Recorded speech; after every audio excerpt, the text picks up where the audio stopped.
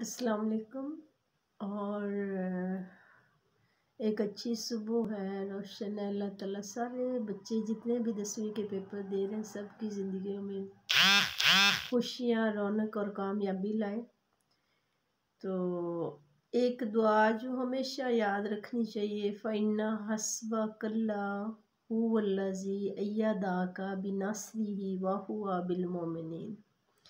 अव्वल आखिर दुरूद पाक के साथ ये दुआ आज आप सारों ने जो है ना वो चलते फिरते दिन के वक़्त जब भी थक जाएं, आंखें बंद करें, लंबे सांस लें और ये दुआ पढ़ें। ये दुआ आपकी रहनुमाई करती है उन क्वेश्चंस की तरफ या उन चीज़ों की तरफ जो पेपर में आती हैं।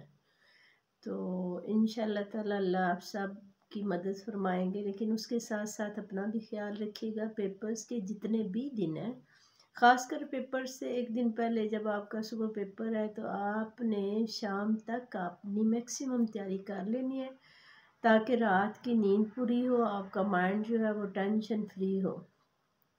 बाकी ये है कि चीज़ें वगैरह कंप्लीट कर लें, वो मदर के ज़िम्मे लगा दें, ये वो मैं इनसे हट के ये बात करना चाह रही हूँ कि डायरेक्ट इनडायरेक्ट जो है वो सॉल्व्ड एग्जांपल्स हैं, कुछ एक्सरसाइजेस डायरेक्ट इनडायरेक्ट की हल की गई मशकें। उसमें से सरगोदा बोर्ड के पिछले पेपर 1 में 8 में से 7 डायरेक्ट इनडायरेक्ट वो सॉल्व्ड एग्जांपल्स में से आए हुए हैं। बाकी पेपर्स में से भी सॉल्व में से आया हुआ है। एक तो ये कि आप सॉल्व को पढ़ेंगे तो आपका कुछ ना कुछ माइंड रिफाइन होगा, दूसरा उसमें से आने के ज़्यादा चांसेस हैं। तो डायरेक्ट इनडायरेक्ट जो है वो सॉल्व मशकें जो है वो लाजमी कर लें। इसके अलावा जेंडर फ्रेज़ और इन्फेंटिव फ्रेज़, ज़्यादातर पिछले पेपर देखें तो उसमें से इन दोनों में से कोई एक ना एक MCQ में आया हुआ है, इन्हें ध्यान से देख लें।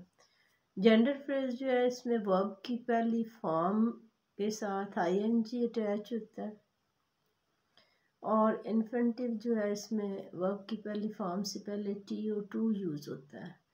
अगर तो इन दोनों में से कोई एक अलामत है तो ये आपकी जेंडर फ्रेज़ होगी, अदरवाइज़ जो है वो 2 होगा तो इन्फिनेटिव होगी। फिर बाकी एग्जांपल्स को देख लीजिएगा।